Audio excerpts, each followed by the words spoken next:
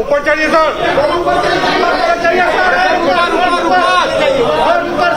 सबसे ऊपर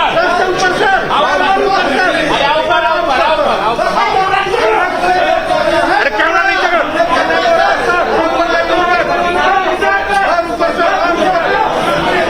देखिए वित्त मंत्री तारकिशोर प्रसाद बजट पेश करेंगे आपसे थोड़ी देर बाद और बजट का जो एक सिंबॉलिक है बैग वो लेकर पहुंच चुके हैं इस वक्त विधानसभा। और देखिए तमाम लोग उनका स्वागत भी कर रहे हैं क्योंकि बेहद अहम ये बजट कोरोना काल में ये बजट बिहार सरकार का।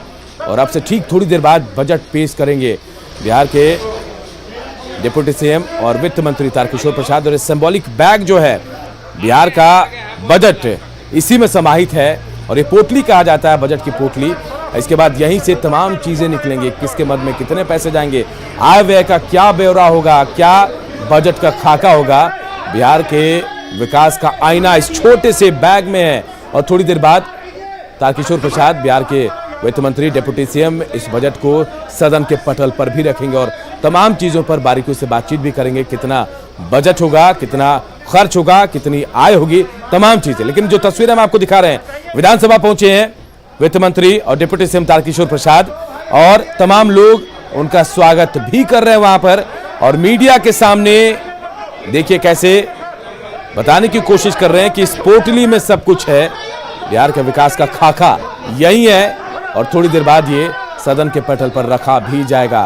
विधानसभा पहुंचे हैं बजट पेश करने के लिए तारकिशोर प्रसाद, पहली बार बजट पेश करेंगे तारकिशोर प्रसाद। और तस्वीरें भी हम आपको सीधी दिखा रहे हैं विधानसभा के परिसर की, जब वो बजट का सिंबॉलिक बैग जो है उसे लेकर विधानसभा परिसर पहुंचे हैं। थोड़ी देर बाद बिहार विधानसभा के पटल पर बजट पेश किया जाएगा तारकिशोर प्रसाद की तरफ से और तमाम जो विधायक हैं उनके सहयोगी हैं, तमाम लोग फूल देकर उनका स्वागत कर रहे हैं।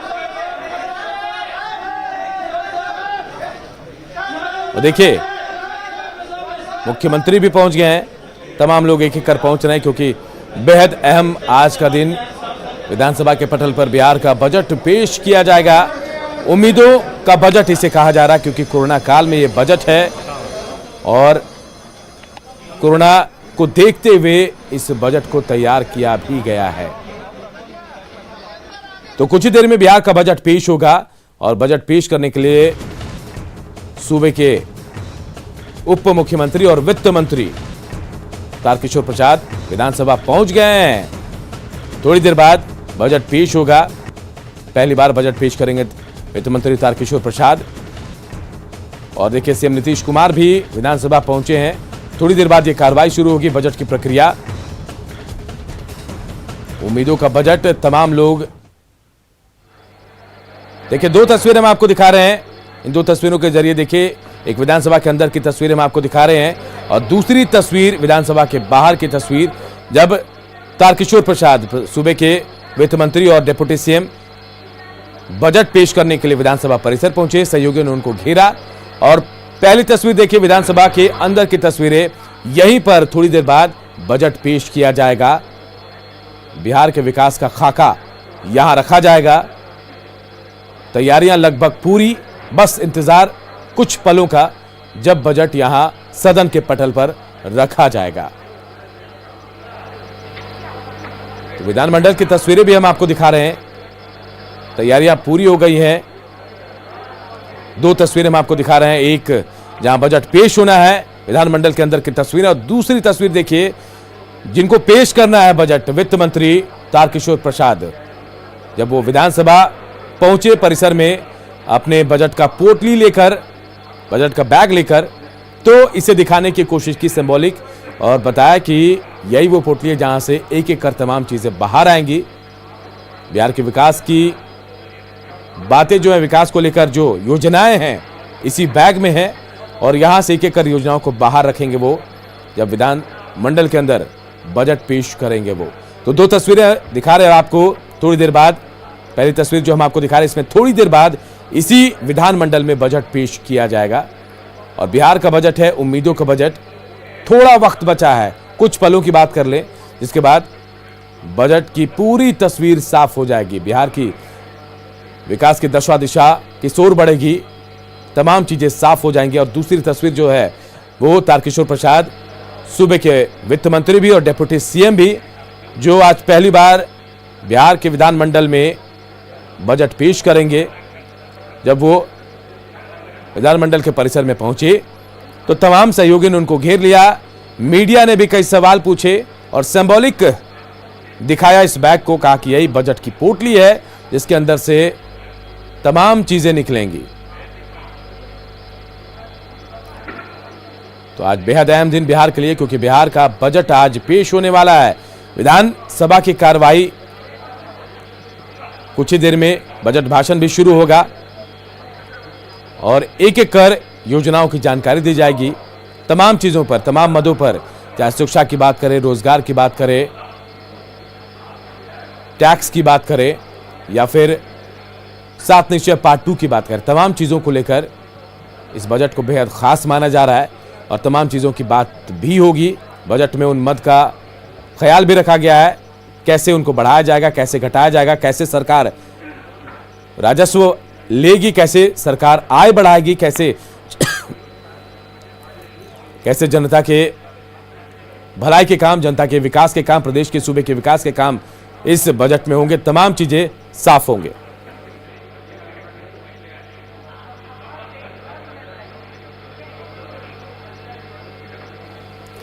तो देखिए, थोड़ी देर में बजट पेश होने वाला है और तस्वीरें भी हम आपको दिखा रहे हैं। 2 तस्वीरें बेहद अहम, ये दोनों तस्वीरें इस वक्त।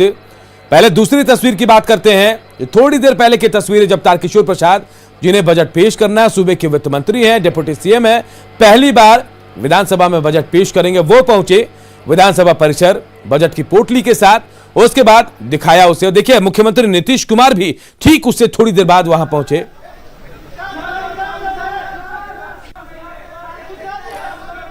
तो देखिए, डिप्टी सीएम ने नीतीश को संभाला भी, थोड़ी लग रहा ऐसा कि संभल नहीं पाया नीतीश कुमार सीढ़ी पे चलने के दौरान, और डिप्टी सीएम ने उनको संभाल लिया। बाल बाल संभले हैं नीतीश कुमार। जरा तस्वीरों को गौर से देखिए, डिप्टी सीएम ने नीतीश कुमार को संभाला है। चलने के दौरान बैलेंस थोड़ा बिगड़ा था नीतीश कुमार का, लेकिन डिप्टी सीएम ने उनको संभाला और उसके बाद नीतीश कुमार अंदर विधानमंडल के अंदर चले गए। वो थोड़ी देर पहले की तस्वीरें हैं, देखिए जरा गौर से। और 2 तस्वीरें एक बार फिर हम आपको दिखाते हैं, जरा देखिए। अध्यक्ष महोदय,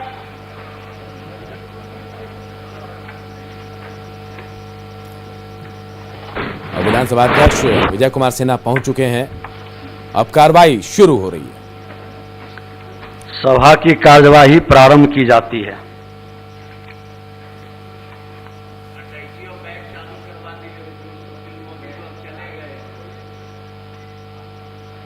प्रभारी मंत्री वित्त विभाग।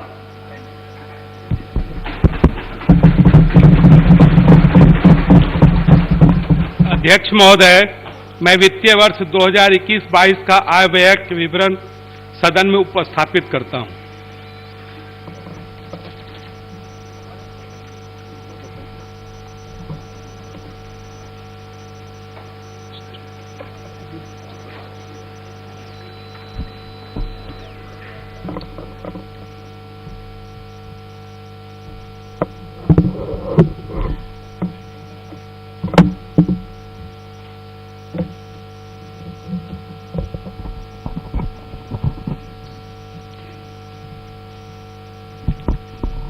अध्यक्ष महोदय, माननीय अध्यक्ष महोदय, आपकी अनुमति से मैं राज्य का वित्तीय वर्ष 2021-22 का बजट अनुमान तथा वित्तीय वर्ष 2020-21 का पुनरीक्षित बजट अनुमान प्रस्तुत कर रहा हूं।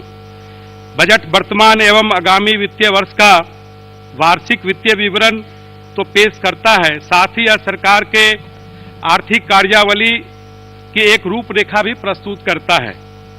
वर्तमान वित्तीय परिवेश में सरकार की वित्तीय नीतियां एवं प्राथमिकताएं क्या हो, इसके लिए हमने कृषकों, पशुपालकों, महिलाओं, छात्रों एवं युवाओं, औद्योगिक एवं व्यापारिक संगठनों, सिविल सोसाइटीज आदि के द्वारा प्रदत्त बहुमूल्य सुझाव एवं विचारों को ध्यान में रखकर एक समावेशी विकास का बजट तैयार किया है। इसलिए अध्यक्ष महोदय, इस विकासोन्मुख बजट को एक नए नजरिए से देखने एवं समझने की आवश्यकता है। नजर को बदलो तो नजारे बदल जाते हैं। नजर को बदलो तो नजारे बदल जाते हैं। सोच को बदलो तो सितारे बदल जाते हैं। कश्तियां बदलने की जरूरत नहीं, दिशा को बदलो तो किनारे खुद ब खुद बदल जाते हैं। अध्यक्ष महोदय, राज्य के समग्र विकास के लक्ष्य को शामिल करने के लिए आने वाले वर्ष में उठाए जाने वाले दूरगामी कदमों की रूपरेखा एवं ब्यौरा प्रस्तुत करने के पूर्व वर्ष 2020 में राज्य की आर्थिक स्थिति की एक सच्ची तस्वीर प्रस्तुत करना समीचीन होगा। अध्यक्ष महोदय, वित्तीय वर्ष 2020-21 का बजट तैयार करते समय किसी ने सोचा नहीं था कि वैश्विक महामारी कोविड-19 वित्तीय वर्ष 2020 को चुनौतियों भरा वर्ष बना देगा। कोविड-19 ने विश्व के साथ भारतीय अर्थव्यवस्था को एक अभूतपूर्व तनाव में डाला था। देश में कोविड-19 की श्रृंखला तोड़ना आवश्यक था, इसलिए गंभीर आर्थिक परिणाम को समझते हुए भी भारत सरकार द्वारा देश में पूर्ण लॉकडाउन का निर्णय लिया गया। इससे देश के साथ बिहार में भी आर्थिक, सामाजिक और व्यापारिक गतिविधियां रुक सी गई।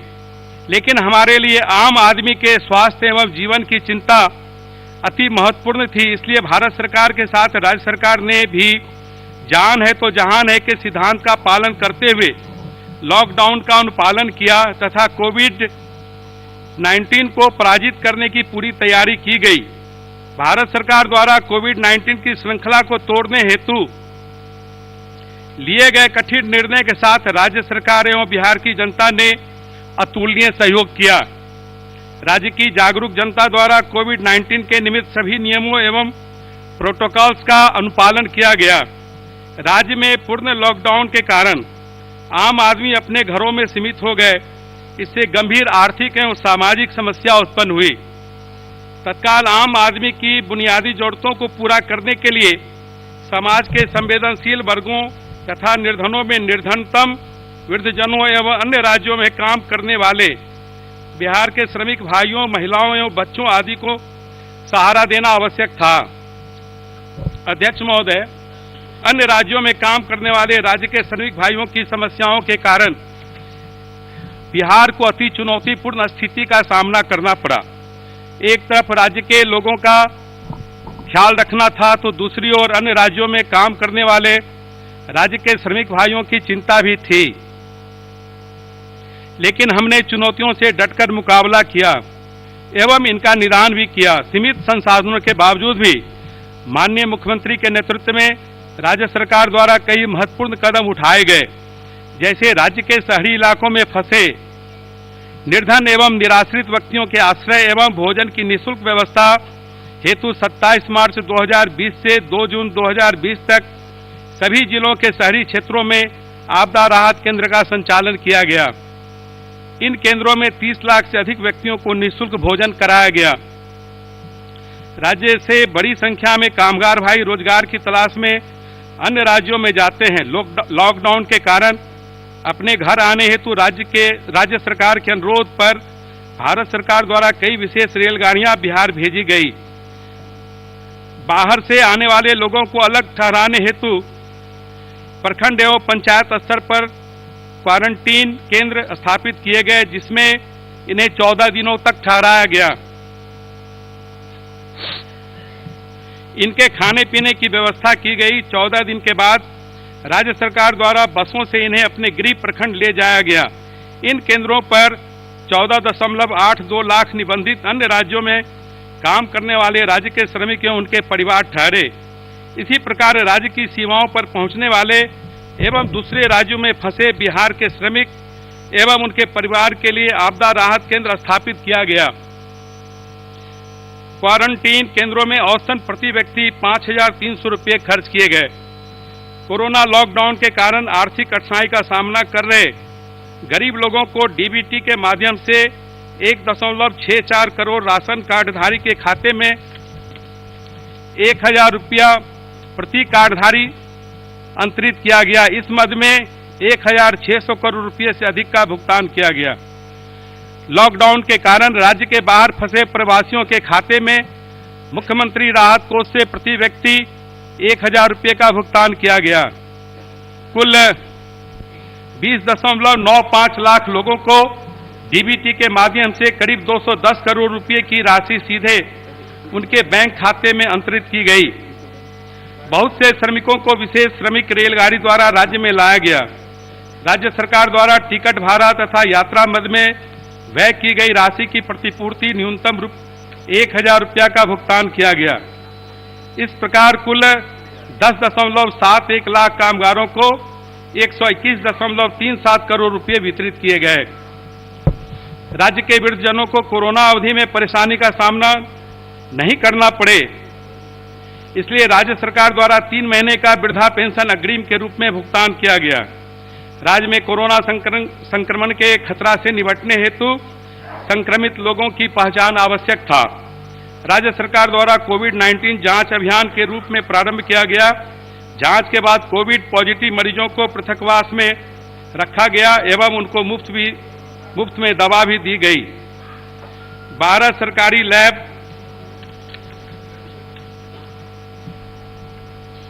में आरटी-पीसीआर जांच की व्यवस्था की गई। कोविड-19 की रोकथाम हेतु बिहार में आंकड़ों के अनुसार प्रति 10 लाख जनसंख्या पर 1.72 लाख लोगों की जांच की गई है।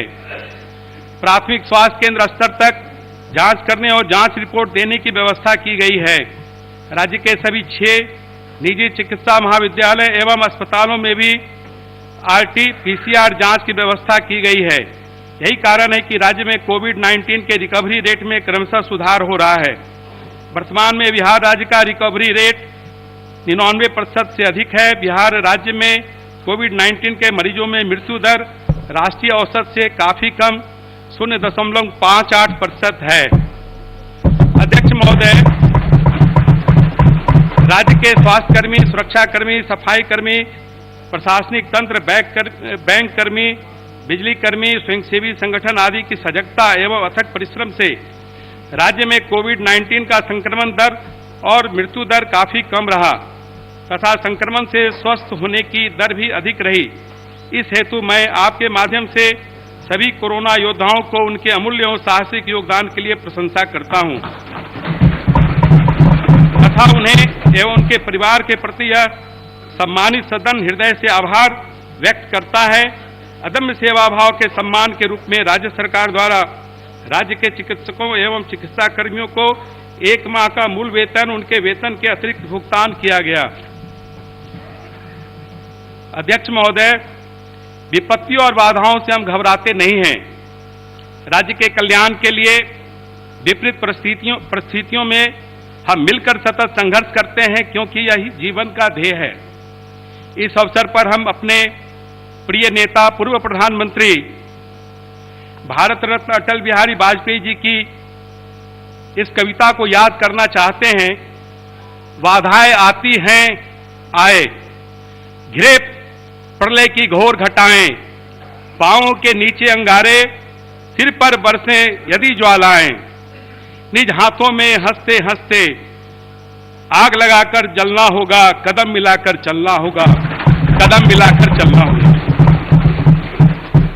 भारत के यशस्वी प्रधानमंत्री जी एवं राज्य के माननीय मुख्यमंत्री जी के नेतृत्व में कोविड-19 से सफलतापूर्वक संघर्ष करते हुए चुनौतीपूर्ण आर्थिक एवं सामाजिक संकट से हम बाहर निकले हैं। लॉकडाउन के कारण समस्याग्रस्त आम आदमी, उद्योग एवं व्यापार, किसान, श्रमिक, पशुधन आदि सभी प्रक्षेत्रों को सहायता देने के लिए भारत सरकार द्वारा 3 चरणों में करीब 27.10 लाख करोड़ रुपए का आत्मनिर्भर भारत पैकेज की घोषणा की गई। इस महती आर्थिक मदद से बिहार को भी बहुत लाभ हुआ। कोरोना संकट अभी पूर्णतः टला नहीं है। संकट का स्थायी निदान हेतु हमारे वैज्ञानिक, अनुसंधानकर्ताओं, वैक्सीन निर्माता कंपनियां वैक्सीन बनाने की दिशा में लगातार कार्य करते रहे। उनके प्रयास से कोरोना के समूल निदान हेतु भारत ने 2 वैक्सीन बना लिए एवं विश्व में अपना स्थान स्थापित किया। कोविड वैक्सीन निर्माण में हमारे वैज्ञानिकों एवं कंपनियों ने जो अमूल्य उपलब्धि प्राप्त की है, उसे यह प्रमाणित होता है कि प्रत्येक विपदा नए अवसर की जन्मदात्री होती है।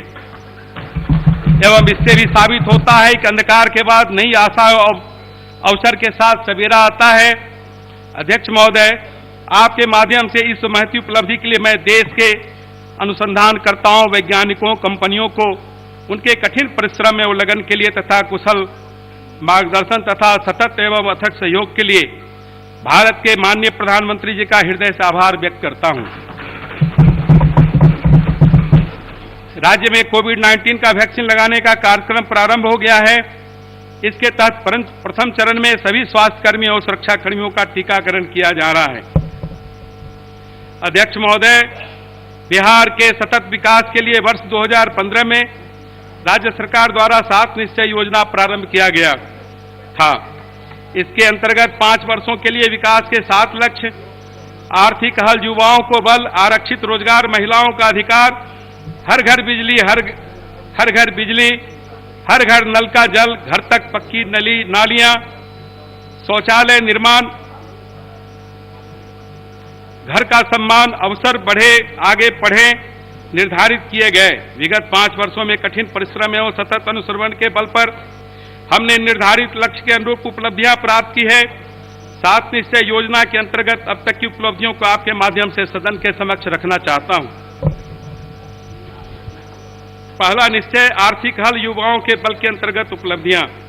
बिहार स्टूडेंट क्रेडिट कार्ड योजना के अंतर्गत 1,15,116 आवेदनों को स्वीकृति दी गई है। कुल स्वीकृत ऋण राशि 2.995 करोड़ रुपये है। कुल वितरित ऋण की संख्या 1,09,071 एवं वितरित ऋण राशि 1,495 करोड़ रुपये है। अब तक 1,02,871 बिहार स्टूडेंट्स क्रेडिट कार्ड निर्गत हुए हैं। मुख्यमंत्री निश्चय स्वयं सहायता भत्ता योजना के अंतर्गत 5,04,824 आवेदनों की स्वीकृति दी गई है। अब तक कुल 4,79,980 आवेदकों को लाभान्वित किया गया है तथा 630 करोड़ रुपए की राशि वितरित की गई है। कुशल युवा कार्यक्रम के अंतर्गत 17,05,398 आवेदनों को प्रशिक्षण हेतु ऑनलाइन प्रेषित किया गया है। अब तक 10,04,147 आवेदकों को प्रशिक्षण दिया गया है तथा 1,12,092 प्रशिक्षणरत है। वर्तमान में राज्य के सभी 534 प्रखंडों में 1,609 प्रशिक्षण केंद्र संचालित है। अभी तक इस कार्यक्रम पर 702 करोड़ रुपए व्यय हुए हैं। दूसरा निश्चय आरक्षित रोजगार, महिलाओं का अधिकार अभियान के तहत राज्य के सभी सरकारी सेवाओं, संवर्गों के सभी स्तर के एवं सभी प्रकार के पदों पर सीधी नियुक्तियों में महिलाओं को 35% क्षैतिज आरक्षण की व्यवस्था कर दी गई है। तीसरा निश्चय हर घर बिजली योजना के अंतर्गत राज्य सरकार द्वारा बिहार के ग्रामीण क्षेत्रों के सभी घरों को विद्युत संपर्क उपलब्ध कराया गया है। चौथा निश्चय हर घर नल का जल के तहत उपलब्धियां।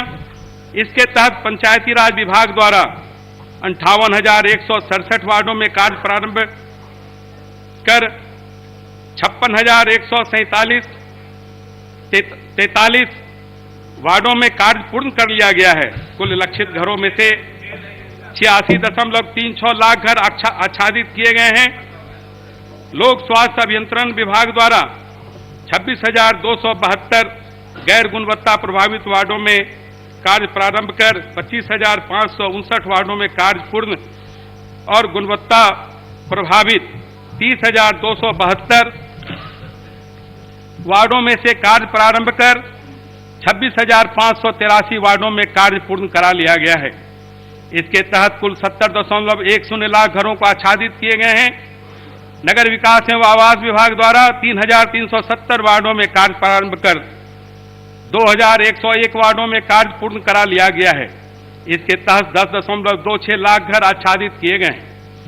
पांचवा निश्चय घर तक पक्की गली नलियां। इसके तहत पंचायती राज विभाग द्वारा 1,14,469 वार्डों में कार्य प्रारंभ कर 1,14,200 48 वार्डों में कार्य पूर्ण कर लिया गया है। इसके तहत 176.61 लाख घर आच्छादित किए गए हैं। शहरी क्षेत्रों में नगर विकास एवं आवास विभाग द्वारा 3,340 वार्डों में कार्य प्रारंभ करके 2,735 वार्डों में कार्य पूर्ण कर लिया गया है। इसके तहत 6.86 लाख घर आच्छादित किए गए हैं।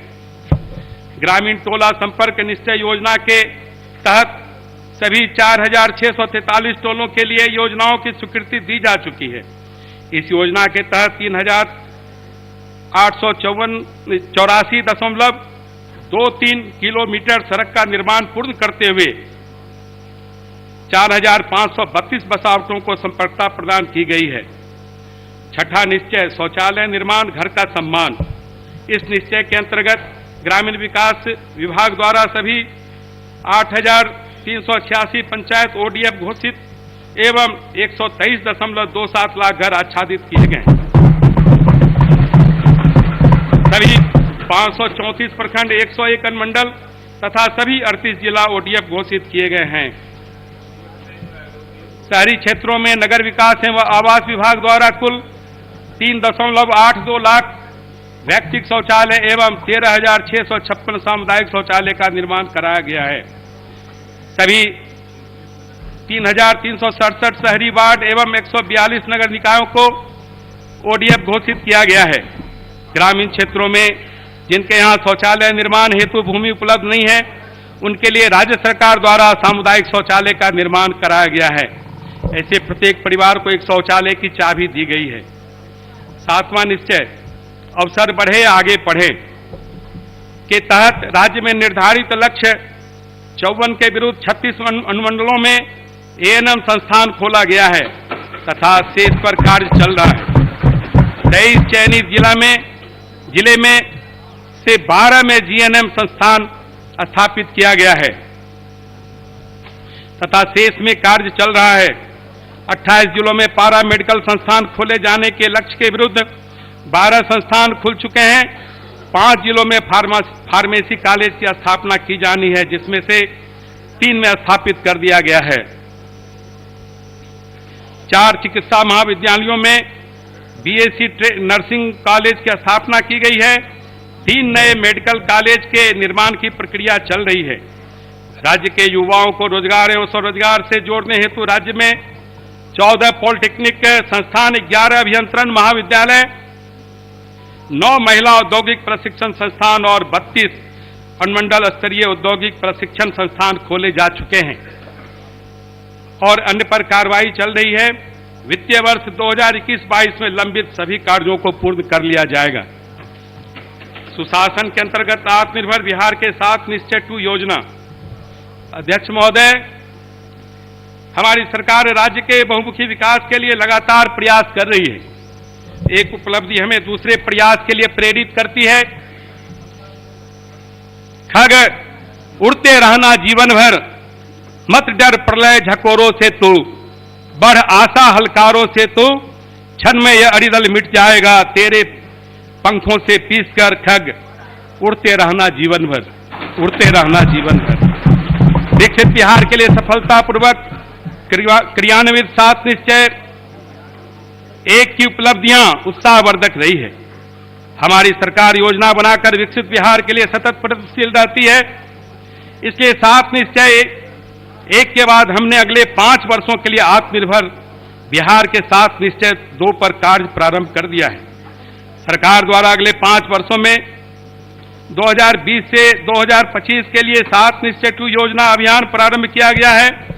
इसके अंतर्गत राज्य के चतुर्दिक विकास के लिए 7 लक्ष्यों को प्राप्त करने हेतु तो विभिन्न योजनाएं बनाई गई है। वित्तीय वर्ष 2021-22 में 7 निश्चय 2 योजना के लिए 4,671 करोड़ रुपए का बजट प्रावधान किया गया है। योजना की प्रारंभिक तैयारी कर ली गई है तथा वर्ष 2021-22 से इन सभी निश्चय योजनाओं पर कार्य प्रारंभ होगा। 7 निश्चय 2 के अंतर्गत 7 लक्ष्य निर्धारित किए गए हैं। युवा शक्ति, बिहार की प्रगति, सशक्त महिला, सक्षम महिला, हर खेत तक सिंचाई का पानी, स्वच्छ गांव, समृद्ध गांव, स्वच्छ शहर, विकसित शहर, सुलभ संपर्कता सबके लिए एवं सबके लिए अतिरिक्त स्वास्थ्य सुविधा, युवा शक्ति बिहार की प्रगति। युवक समाज के भविष्य निर्माता होते हैं। युवा ऊर्जा, शक्ति एवं अनुशासन से ही समाज का सार्थक एवं बहुमुखी विकास संभव होता है। इतिहास गवाह है कि विभिन्न देशों और कालखंडों में युवाओं ने समाज की दिशा बदल दी है। इसलिए युवाओं के शिक्षा, शिक्षुता एवं युवा उद्यमिता विकास पर हमारा विशेष ध्यान है, ताकि हमारे युवा बाजार की मांग के अनुरूप आधुनिक तकनीक वाले रोजगार, स्वरोजगार से जुड़ सके। 7 निश्चय वन के तहत बिहार के युवाओं के लिए कई कार्यक्रम चलाए गए हैं। उच्च शिक्षा के लिए बिहार स्टूडेंट क्रेडिट कार्ड योजना, युवाओं को रोजगार ढूंढने में मदद करने हेतु स्वयं सहायता भत्ता योजना, युवाओं को कंप्यूटर, संवाद कौशल एवं व्यवहार कौशल का प्रशिक्षण देने हेतु कुशल युवा जैसे कार्यक्रमों को चलाया गया है। ये सभी कार्यक्रम आगे भी जारी रहेंगे।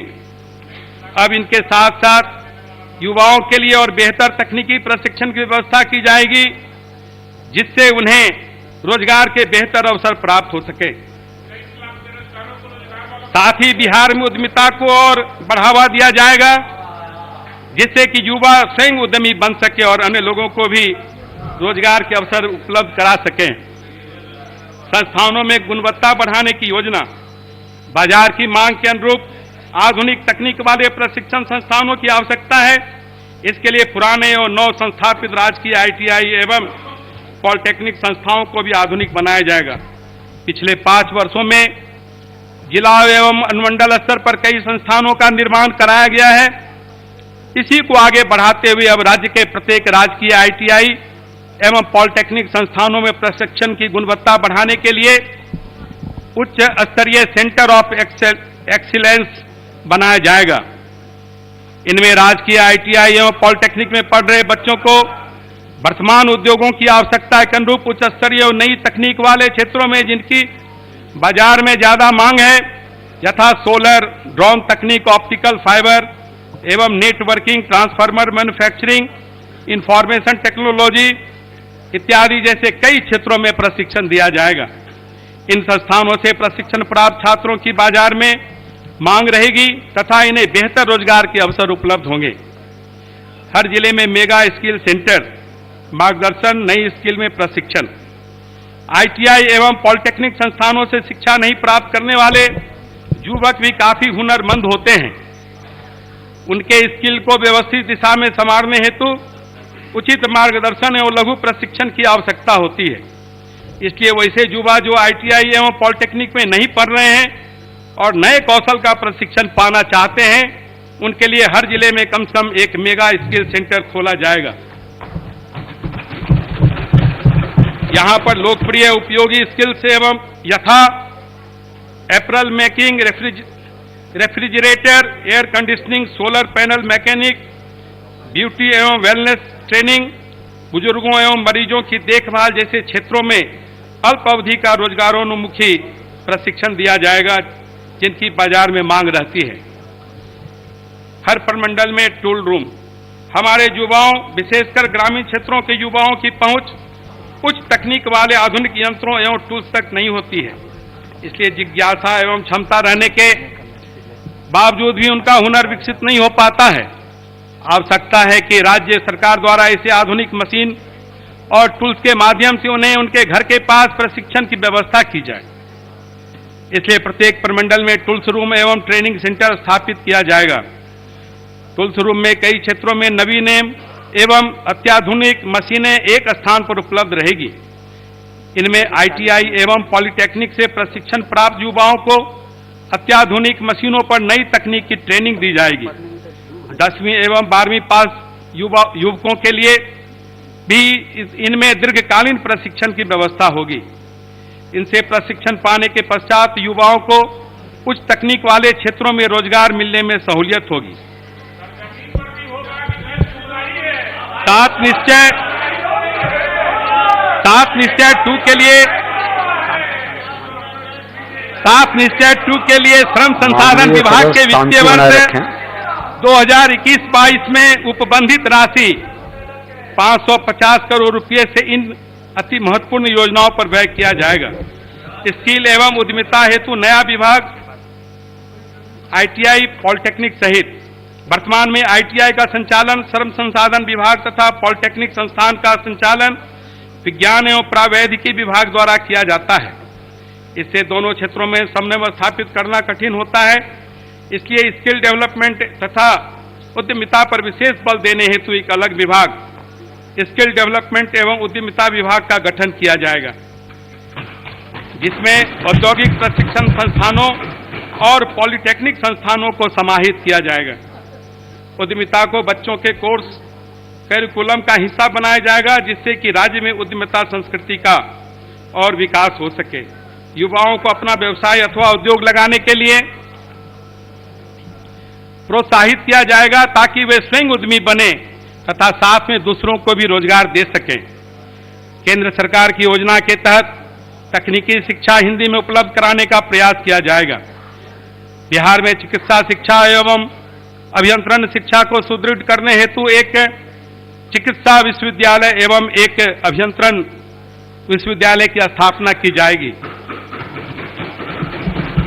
साथ ही बिहार में खेलकूद को बढ़ावा देने हेतु अंतर्राष्ट्रीय क्रिकेट स्टेडियम एवं स्पोर्ट्स एकेडमी के साथ राजगीर के खेल परिसर में एक खेल विश्वविद्यालय की स्थापना की जाएगी। पॉलिटेक्निक संस्थानों में सेंटर ऑफ एक्सेलेंस की स्थापना तथा अभियंत्रण महाविद्यालयों के बेहतर प्रबंधन हेतु स्थापित किए जाने वाले अभियंत्रण विश्वविद्यालय के लिए वित्तीय वर्ष 2021-22 में विज्ञान एवं प्रावैधिकी विभाग के बजट में 110 करोड़ रुपए व्यय का प्रावधान किया गया है। उद्यमिता विकास हेतु अनुदान प्रोत्साहन। अध्यक्ष महोदय, पूंजी के अभाव में स्किल्ड एवं समर्थ युवा भी नया उद्यम स्थापित नहीं कर पाते हैं, जबकि आज रोजगार पाने वालों से रोजगार देने वाले युवकों को आगे लाने की जरूरत है। इसके लिए उन्हें आर्थिक अनुदान और कम ब्याज दर पर पूंजी उपलब्ध कराने की जरूरत है। इसलिए युवाओं के लिए न सिर्फ उच्च स्तर के प्रशिक्षण की व्यवस्था की जा रही है, बल्कि उनको अपना उद्यम व्यवसाय लगाने के लिए सरकार मदद करेगी।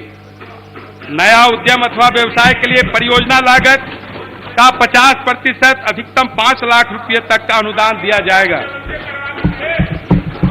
तथा अधिकतम 5 लाख रुपये का ऋण मात्र 1% ब्याज दर पर दिया जाएगा।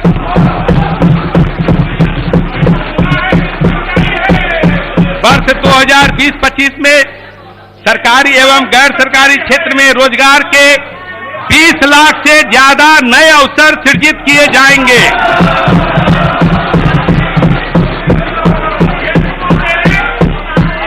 आप अभी सुने। इस हेतु उद्योग विभाग के वित्तीय वर्ष 2021-22 में 200 करोड़ रुपए के व्यय का उपबंध किया गया है। अध्यक्ष महोदय, सशक्त महिला, सक्षम महिला उद्यमिता हेतु विशेष योजना हमारी सरकार द्वारा रोजगार में महिलाओं को 35% आरक्षण का प्रावधान किया गया है। अपने स्वयं का उद्योग स्थापित करने हेतु सरकार महिलाओं को अनुदान और ब्याज रहित पूंजी उपलब्ध कराएगी। राज्य सरकार द्वारा महिलाओं में उद्यमिता को बढ़ावा देने के लिए विशेष योजना लाई जाएगी, जिसमें उनके द्वारा लगाए जा रहे उद्यमों में परियोजना लागत का 50% अधिकतम 5 लाख रुपये तक का अनुदान तथा अधिकतम 5 लाख रुपये तक ब्याज मुक्त ऋण दिया जाएगा। इस हेतु उद्योग विभाग के वित्तीय वर्ष 2021-22 में इन योजनाओं पर 200 करोड़ रुपए का व्यय का उपबंध किया गया है। उच्चतर शिक्षा हेतु महिलाओं को प्रोत्साहन। हमारी सरकार द्वारा लड़कियों को स्कूल जाने हेतु प्रोत्साहित करने के लिए साइकिल एवं पोशाक दिया गया है। अब लड़कियां हाई स्कूल की शिक्षा के लिए घर से दूर स्थित उच्च विद्यालयों में भी पढ़ने जा रही है। हाई स्कूल के बाद आप सुने बैठ जाएं, शिक्षा सुने के माननीय प्रति मंत्री जी महिलाओं को। में जागरूकता अभी पूरी बात सुने, एवं अभिरुचि पैदा करने हेतु अवसर मिलेगा आपको। उन्हें प्रोत्साहन राशि देने की योजना है।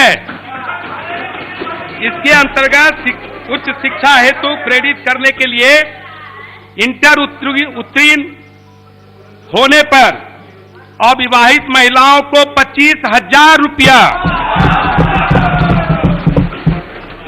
तथा धैर्य से सुनिएगा, धैर्य से, तथा स्नातक उत्तीर्ण होने पर महिलाओं को 50,000 रुपया आर्थिक सहायता दी जाएगी।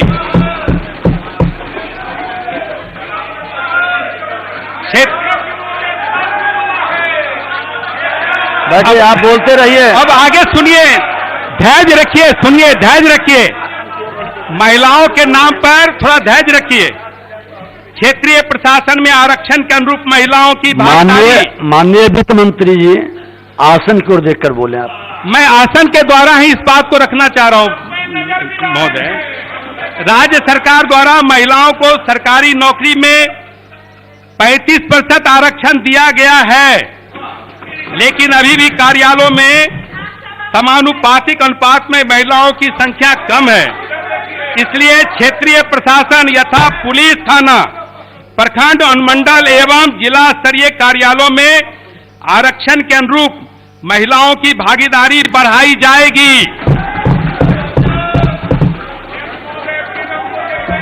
हर खेत तक सिंचाई का पानी। कृषि प्रधान राज्य में कृषि उत्पाद में वृद्धि एवं किसानों की आय दुगुनी करने के लिए सिंचाई एक महत्वपूर्ण साधन है। हमने विगत वर्षों में सिंचाई की पर्याप्त व्यवस्था की है, जिससे राज्य के बहुत बड़े हिस्से में सिंचाई की सुविधा किसानों को प्राप्त हो रही। अब आवश्यकता है कि प्रत्येक खेत में किसी न किसी एक माध्यम से सिंचाई हेतु पानी की उपलब्धता सुनिश्चित की जा सके। इसलिए हर संभव माध्यम से हर खेत तक सिंचाई का पानी उपलब्ध कराया जाएगा। यह योजना कृषि विभाग, ऊर्जा विभाग, लघु जल संसाधन विभाग और जल संसाधन द्वारा क्रियान्वित बैठ जाइए। इस संबंध में प्राथमिक सर्वेक्षण का काम कर लिया गया है। अभी जानने का समय नहीं, बैठिए, अभी सुनने का। वित्तीय वर्ष 2021-22 में कृषि विभाग के बजट में इस कार्य हेतु 50 करोड़ रुपये, ऊर्जा विभाग के बजट में 300 करोड़ रुपये, लघु जल संसाधन विभाग के बजट में 100 करोड़ रुपये तथा जल संसाधन विभाग के बजट में 100 करोड़ रुपये, कुल 550 करोड़ रुपये का बजट प्रावधान किया गया है। स्वच्छ गांव, समृद्ध गांव, सभी गांवों में सोलर स्ट्रीट लाइट। हमारी सरकार की सोच है कि गांव की गलियां एवं सड़कें शहरों की तरह जगमग करती रहे। इसलिए सभी गांवों में सोलर स्ट्रीट लाइट लगाने की योजना 7 निश्चय 2 में प्रारंभ की गई है। लगाए गए सोलर स्ट्रीट लाइट के नियमित अनुरक्षण की भी व्यवस्था की जाएगी। इन कार्यों में पंचायती राज संस्थाओं की महत्वपूर्ण भूमिका है। इसलिए पंचायती राज विभाग के बजट में वित्तीय वर्ष 2021-22 में 150 करोड़ रुपए का बजट प्रावधान किया गया। ठोस एवं तरल अपशिष्ट प्रबंधन। गांव में प्रधानमंत्री स्वच्छता अभियान के कारण सफाई के प्रति लोगों में उत्साह और सकारात्मक सोच उत्पन्न हुआ है। ग्रामीण क्षेत्रों में भी घरों से विभिन्न प्रकार के ठोस और तरल अपशिष्ट निकलते हैं, जिनसे गांव में गंदगी फैलती है। ग्रामीण स्तर पर इससे एक तरफ जहां बीमारी का खतरा बना रहता है, वहीं दूसरी तरफ पर्यावरण प्रदूषण की समस्या भी उत्पन्न होती है। इसलिए गांव में ठोस एवं तरल अपशिष्ट प्रबंधन एवं मल प्रबंधन की व्यवस्था की जाएगी। वार्ड स्तर पर नालों एवं गलियों की सफाई कराई जाएगी। प्रत्येक घर से ठोस कचरे का संग्रहण किया जाएगा तथा उनका उपयुक्त तकनीक के माध्यम से निस्तारण किया जाएगा। नालों के अंत में निकले हुए गंदे जल का उपयुक्त तकनीक के माध्यम से ट्रीटमेंट की भी व्यवस्था की जाएगी। मल जल तथा सफाई का कार्य ग्रामीण कार्य विभाग के द्वारा संचालित लोहिया स्वच्छता योजना 2 के अंतर्गत किया जाएगा। इस हेतु विभाग के वित्तीय वर्ष 2021-22 के बजट में 50 करोड़ रुपए का बजट उपबंध किया गया है। पूर्व की निश्चय योजनाओं का अनुरक्षण। विगत कई वर्षों में सरकार द्वारा गांव के विकास के लिए कई योजनाओं का क्रियान्वयन किया गया है और इसके तहत परिसंपत्तियों का सृजन हुआ है। मरम्मती और रखरखाव के अभाव में ये संपत्तियां शीघ्र नष्ट हो जाती है। इसलिए इस योजना के अंतर्गत 7 निश्चय 1 के तहत पूर्व से निर्मित योजनाओं यथा हर घर नल का जल, घर तक पक्की गली नलियां एवं हर घर शौचालय आदि की योजनाओं का पूरा रखरखाव किया जाएगा। लोक स्वास्थ्य अभियंत्रण विभाग के अंतर्गत किए जाने वाले कार्यों के लिए वित्तीय वर्ष 2021-22 के बजट में 400 करोड़ रुपए का बजट प्रावधान किया गया है।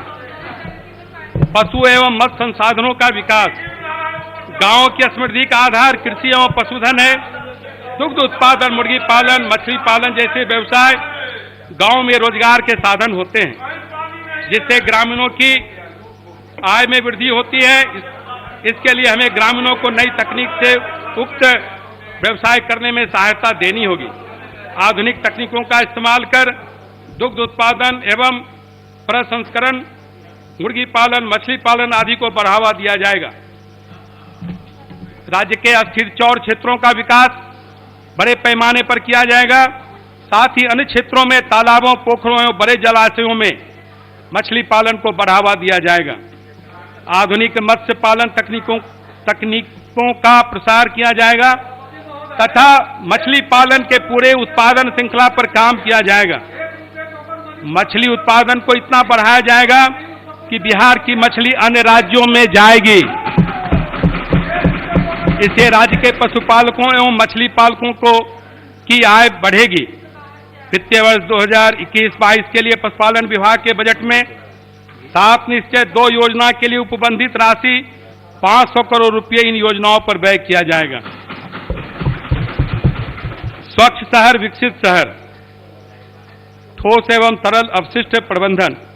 घनी आबादी के कारण शहरी घरों से ठोस और तरल अपशिष्ट बड़ी मात्रा में निकलते हैं, जिनसे बीमारी और विभिन्न प्रकार के प्रदूषण उत्पन्न होते हैं। इसलिए बिहार के सभी शहरों में ठोस एवं तरल अपशिष्ट प्रबंधन की व्यवस्था उपयुक्त तकनीक के माध्यम से की जाएगी। शहरी गरीबों हेतु बहुमंजिला आवासन। शहरी क्षेत्र में बिना भूमि और घर वाले बेसहारा लोगों की संख्या बढ़ रही है। ऐसे लोग झुग्गी बस्तियों में रहते हैं, जिन्हें कई समस्याओं का सामना करना पड़ रहा है।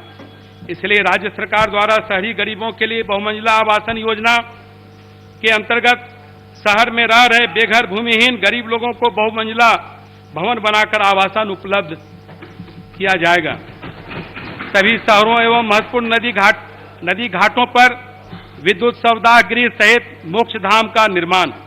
अध्यक्ष महोदय, मृत्यु के बाद शवदाह संस्कार हमारे समाज की एक महती परंपरा रही है। पार्थिव शरीर को समाज के लोग अपने कंधों पर लेकर पवित्र नदियों के किनारे दाह संस्कार के लिए ले जाते हैं, लेकिन घाटों पर नागरिक सुविधाओं के अभाव में सभी को कष्ट होता है। पार्थिव शरीर को आग से जलाने के कारण पर्यावरण प्रदूषण की समस्या भी उत्पन्न होती है तथा वृक्षों की कटाई में भी वृद्धि होती है। इसलिए हमारी सरकार का निर्णय है कि सभी शहरों एवं महत्वपूर्ण नदी घाटों पर विद्युत शवदाह गृहों सहित मोक्ष धाम का निर्माण कराया जाएगा, जिससे लोगों को वहां पर दाह संस्कार हेतु जरूरी सुविधाएं मिल सके। सभी शहरों में स्ट्रॉन्ग वाटर ड्रेनेज सिस्टम को विकसित किया जाएगा, जिससे कि जल जमाव की कोई समस्या न हो। इन योजनाओं के लिए नगर विकास विभाग के बजट में 450 करोड़ रुपए का बजट उपबंध किया गया है। वृद्धजनों हेतु आश्रय स्थल। महोदय, समाज में संयुक्त परिवार की परंपरा टूट रही, इससे सबसे अधिक प्रभावित होने वाले वर्ग हमारे सम्मानित वृद्धजन होते हैं। शहरी क्षेत्र के वृद्धजनों को अकेलापन का सामना करना पड़ता है। इस स्थिति को ठीक करने हेतु सरकार की तरफ से वृद्धजनों के लिए आश्रय स्थल का निर्माण करने की योजना है। इसके अंतर्गत वृद्धजनों के लिए सभी शहरों में आश्रय स्थल बनाया जाएगा तथा इसके लिए बेहतर प्रबंधन एवं संचालन की व्यवस्था की जाएगी। इस हेतु समाज कल्याण विभाग के वित्तीय वर्ष 2021-22 में 90 करोड़ रुपया व्यय करने का प्रस्ताव है।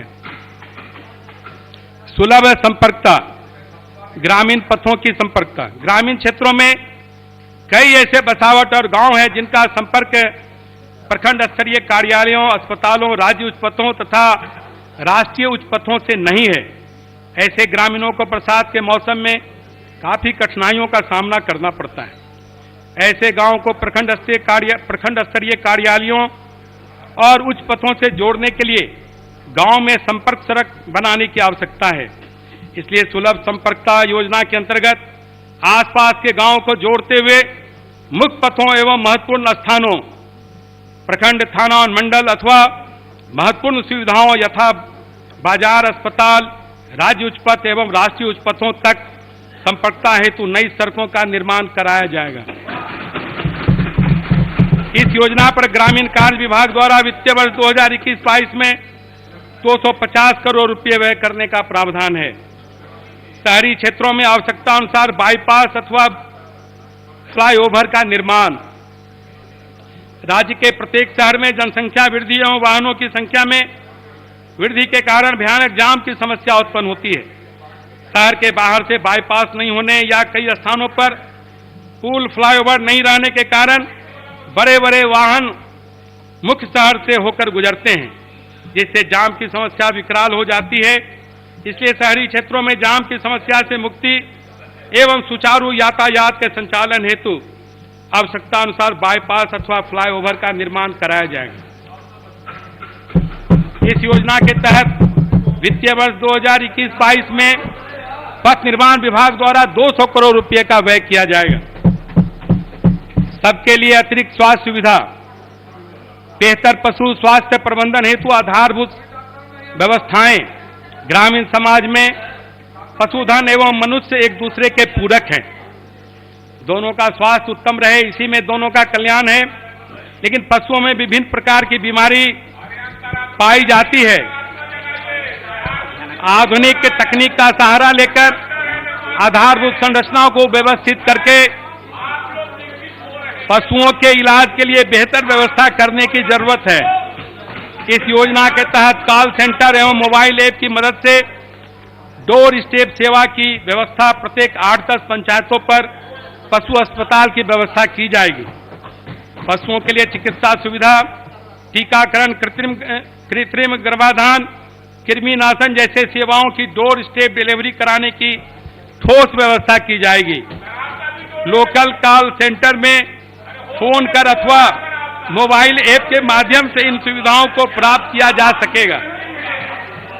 टेलीमेडिसिन के माध्यम से भी पशु अस्पताल से जुड़े रहेंगे, जिनसे चिकित्सा परामर्श दिया जा सकेगा और आवश्यकता अनुसार मोबाइल यूनिट्स के माध्यम से पशु चिकित्सक एवं अन्य कर्मियों के द्वारा लोगों के घरों में पहुंचकर पशु चिकित्सा एवं अन्य सेवाएं दी जाएगी। पशुओं की सभी प्रकार की चिकित्सा सुविधाएं निःशुल्क रहेगी। गोवध संरक्षण एवं संवर्धन हमारी सांस्कृतिक परंपरा रही है और संविधान का नीति निर्देशक तत्व भी यही कहता है, देसी गाय का दूध अधिक पौष्टिक एवं शुद्ध होता है। इसलिए सरकार का उद्देश्य है कि देसी गाय और गाय के बच्चों का संरक्षण और संवर्धन किया जाए। इसलिए देसी गोवंश के संरक्षण एवं संवर्धन हेतु पशु विज्ञान विश्वविद्यालय के अंतर्गत गोवंश विकास संस्थान की स्थापना की जाएगी। वित्तीय वर्ष 2021-22 में पशु एवं मत्स्य संसाधन विभाग के बजट में इन योजनाओं के क्रियान्वयन हेतु 500 करोड़ रुपए का बजट प्रावधान किया गया है। गांव-गांव तक लोगों के लिए स्वास्थ्य सेवाओं की बेहतर उपलब्धता, अध्यक्ष महोदय, स्वास्थ्य सदा से राज्य सरकार के लिए महत्वपूर्ण विषय रहा है। राज्य सरकार द्वारा विगत कई वर्षों में स्वास्थ्य से संबंधित विभिन्न योजनाओं का क्रियान्वयन किया गया है एवं आधारभूत संरचनाओं का निर्माण किया गया है। लेकिन कोविड-19 महामारी ने स्वास्थ्य सुविधाओं के महत्व को विशेष रूप से रेखांकित किया है। हमें महामारी से निपटने हेतु विभिन्न स्वास्थ्य सेवाओं को मिशन मोड में तैयार रखना होगा। इसमें बीमारी की जांच एवं इलाज की सुविधा उपलब्ध कराई जाएगी।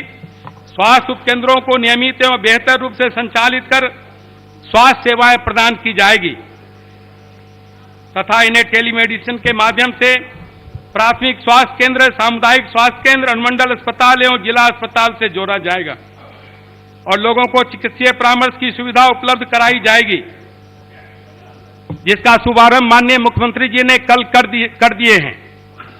डायबिटीज, उच्च रक्तचाप तथा मोतियाबिंद आदि बीमारियों हेतु स्क्रीनिंग की जाएगी एवं गंभीर बीमारी के मामलों को रेफर किया जाएगा। इसके साथ ही पैथोलॉजिकल जांच हेतु सैंपल एकत्र कर उनकी जांच की भी व्यवस्था की जाएगी। प्राथमिक स्वास्थ्य केंद्र, सामुदायिक स्वास्थ्य केंद्र, अनुमंडल अस्पताल एवं जिला अस्पताल में उपलब्ध सुविधाओं को और बेहतर एवं विस्तारित किया जाएगा। हृदय में छेद के साथ जन्मे बच्चों के निःशुल्क उपचार की व्यवस्था की जाएगी तथा इसके लिए नई योजना बाल हृदय योजना लागू कर दी गई है। उक्त योजनाओं के क्रियान्वयन हेतु स्वास्थ्य विभाग के वित्तीय वर्ष 2021-22 के बजट में 300 करोड़ रुपए का बजट उपलब्ध किया गया है। इसके अतिरिक्त 7 निश्चय 2 में निम्नलिखित कार्यक्रम को भी लागू किया जाएगा। विदेशों में शिक्षा प्राप्त करने जाने वाले विद्यार्थियों के लिए डिजिटल काउंसलिंग सेंटर की स्थापना की जाएगी। दलहन के उत्पादन को बढ़ाने हेतु केंद्र सरकार के सहयोग से किसानों से न्यूनतम समर्थन मूल्य पर दलहन खरीद की व्यवस्था करने का प्रयास किया जाएगा। राज्य के बाहर काम करने वाले कामगारों का पंचायतवार डाटाबेस संधारित किया जाएगा। राज्य सरकार के द्वारा बिहार के विकास एवं लोगों के कल्याण हेतु पूर्व से संचालित योजनाओं एवं कार्यक्रमों को और सुदृढ़ करते हुए कार्यान्वित किया जाएगा। माननीय अध्यक्ष महोदय, अब मैं वित्तीय वर्ष 2021-22 के बजट आकार के संदर्भ में संक्षिप्त विवरणी प्रस्तुत कर रहा हूं। बिहार राज्य का वित्तीय वर्ष 2021-22 का बजट आकार 2,18,303 करोड़ रुपये है, जिसमें स्कीम मद का कुल बजट आकार 1,518 करोड़ 86 लाख करोड़ रुपये है तथा स्थापना और प्रतिबद्ध व्यय का बजट आकार 1,17,783 करोड़ 84 लाख रुपये है। महोदय, वित्तीय वर्ष 2021-22 में कुल राजस्व व्यय 1,77,071 करोड़ 39 लाख रुपये अनुमानित किया गया है, जो कि कुल व्यय का 81.11% है। वित्तीय वर्ष 2021-22 में कुल पूंजीगत व्यय 41,231 करोड़ 31 लाख रुपये अनुमानित किया गया है, जो कि कुल व्यय का 18.89% है। पूंजीगत व्यय के अंतर्गत ऋण अदायगियां मद में 9,094 करोड़ 43 लाख 25 हजार रुपये की राशि व्यय की जाएगी।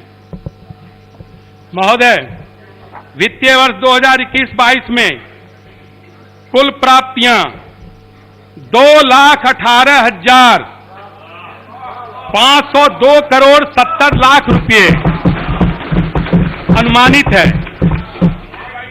जिसमें राजस्व प्राप्तियां 1,86,267 करोड़ 29 लाख रुपये अनुमानित है एवं पूंजीगत प्राप्तियां 32,235 करोड़ 41 लाख रुपये अनुमानित है। वित्तीय वर्ष 2021-22 में राजस्व प्राप्तियां अंतर्गत केंद्रीय करों में राज्य के हिस्सा मद में 91,180 करोड़ 60 लाख रुपये तथा राज्य के अपने स्रोतों से कर राजस्व के रूप में 35,050 करोड़ रुपये एवं गैर कर राजस्व के रूप में 5,505 करोड़ 47 लाख रुपये प्राप्त होने का अनुमान है। केंद्र सरकार से सहायता अनुमान मद में 54,531 करोड़ 21 लाख रुपये प्राप्त होने का अनुमान है। महोदय, पूंजीगत प्राप्तियां अंतर्गत वित्तीय वर्ष 2021-22 में ऋण उगाही मद में 31,805 करोड़ 21 लाख रुपये का ऋण लिया जाना प्रस्तावित है। वित्तीय वर्ष 2021-22 का बजट राजस्व सरप्लस बजट है जो 9,195 करोड़ 90 लाख रुपये अनुमानित है। वित्तीय वर्ष 2021-22 में 22,510 करोड़ 78 लाख रुपये का राजकोषीय घाटा रहने का अनुमान है, जो कि सकल राज्य घरेलू उत्पाद आधार वर्ष 2011-12 पर 7,57,026 करोड़ रुपये का 2.97% है, जो निर्धारित 3% की अधिसीमा के अंतर्गत है। माननीय अध्यक्ष महोदय, समयाभाव के कारण मैंने सरकार की उपलब्धियों तथा आने वाले वर्ष के लिए विभागवार कार्यक्रमों का संक्षिप्त ब्यौरा सदन के समक्ष प्रस्तुत किया है। मैं विस्तृत विवरणी सदन के पटल पर रखता हूं। अध्यक्ष महोदय, माननीय सदस्यों ने मेरा भाषण पूर्ण एकाग्रता एवं धैर्य का परिचय देते हुए सुना है। इसके लिए मैं सदन के सभी तमाम सदस्यों के प्रति आभार प्रकट करता हूं। मैं वर्ष 2021-22 की वार्षिक वित्तीय विवरणी एवं अन्य बजट दस्तावेजों को सदन के समक्ष प्रस्तुत कर रहा हूं। मुझे उम्मीद है कि यह बजट राज्य के विकास का नया मार्ग प्रशस्त करेगा। अध्यक्ष महोदय, उनकी शिकवा है कि मेरी उड़ान कुछ कम है। उनकी शिकवा है कि मेरी उड़ान कुछ कम है। मुझे यकीन है कि ये आसमां कुछ कम है।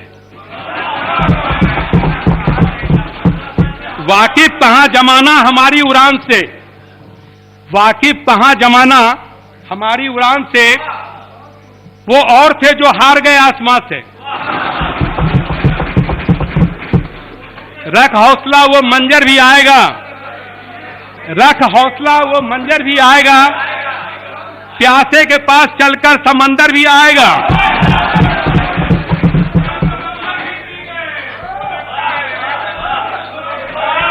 सुन लीजिए, थक कर ना बैठे मंजिल के मुसाफिर,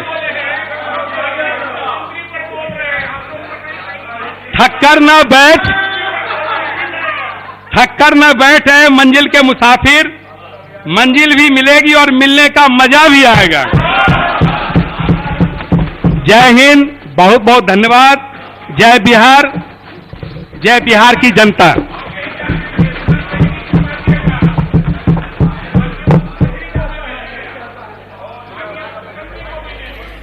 2,18,303 करोड़ का बजट पेश किया गया है। वित्त मंत्री तारकिशोर प्रसाद, डिप्टी सीएम तारकिशोर प्रसाद ने 2,18,303 करोड़ रुपए का बजट पेश किया गया है। ये पिछले साल जो 2,11,000 करोड़ का बजट था उससे 7,000 करोड़ ज्यादा, लेकिन अनुमानित आय इससे भी ज्यादा बताया गया है। बताया गया है कि 2,18,505 करोड़ रुपए इस वित्तीय वर्ष में आमदनी हो सकती है।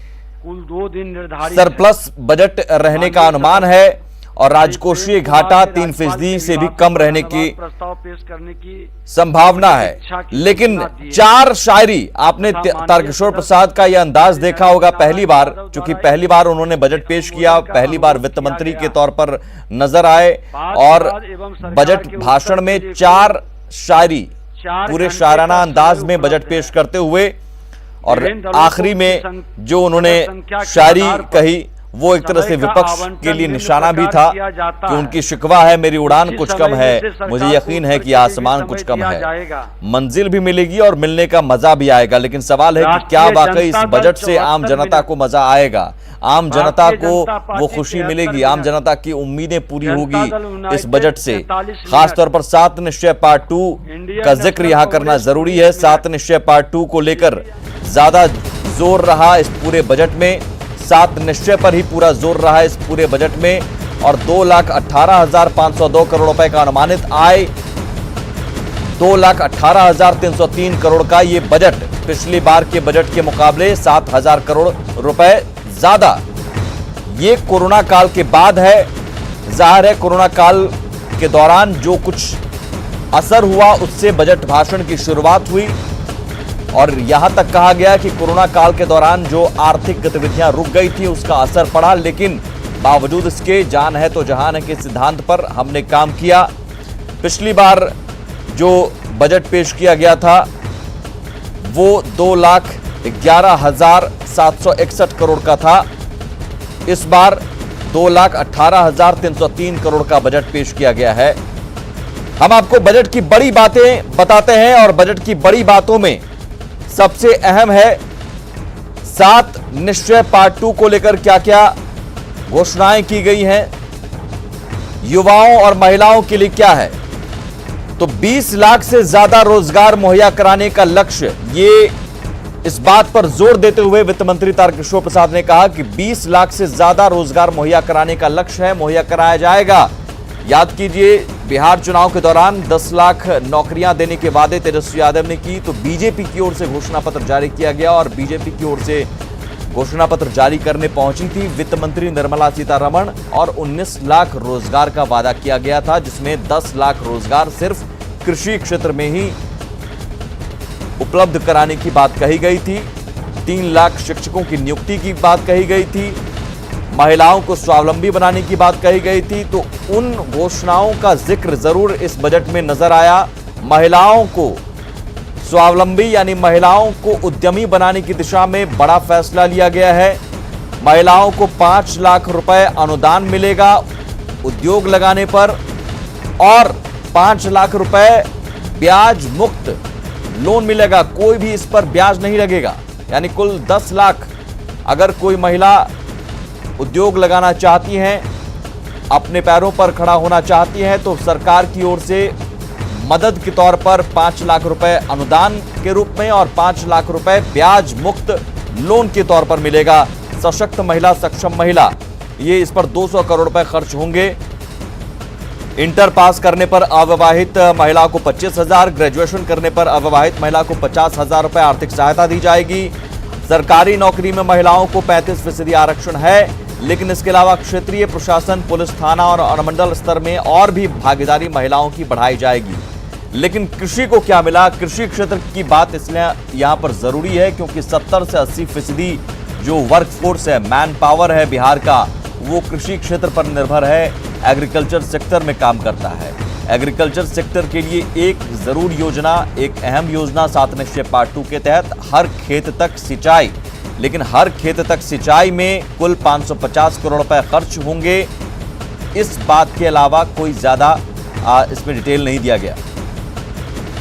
बाधाएं आती हैं आए, घिरे प्रलय की घोर घटाएं, पांवों के नीचे अंगारे, सिर पर बरसें यदि ज्वालाएं, निज हाथों में हंसते हंसते आग लगाकर जलना होगा, कदम मिलाकर चलना होगा, कदम मिलाकर चलना होगा। वर्तमान में बिहार राज्य का रिकवरी रेट 99% से अधिक है। बिहार राज्य में कोविड-19 के मरीजों में मृत्यु दर राष्ट्रीय औसत से काफी कम 0.58% है। नजर को बदलो तो नजारे बदल जाते हैं, नजर को बदलो तो नजारे बदल जाते हैं, सोच को बदलो तो सितारे बदल जाते हैं। गश्तियां बदलने की जरूरत नहीं, दिशा को बदलो तो किनारे खुद ब खुद बदल जाते हैं। तो ये शाराना अंदाज वित्त मंत्री तारकिशोर प्रसाद का 4 बार उन्होंने शायरी पढ़कर शुरुआत उन्होंने की शायरी से, और जो शायरी से शुरुआत की, नजर को बदलो तो नजारे बदल जाते हैं, सोच को बदलो तो सितारे बदल जाते हैं। इसके लिए हमें ग्रामीणों और को आखिरी भी उन्होंने शायरी से भी करने में सहायता देनी होगी। आधुनिक बजट भाषण खत्म भी किया तो शायरी से ही खत्म किया। लेकिन इन शायराना अंदाज का असर आम जनता पर क्या पड़ता है? हमारे साथ कुछ खास मेहमान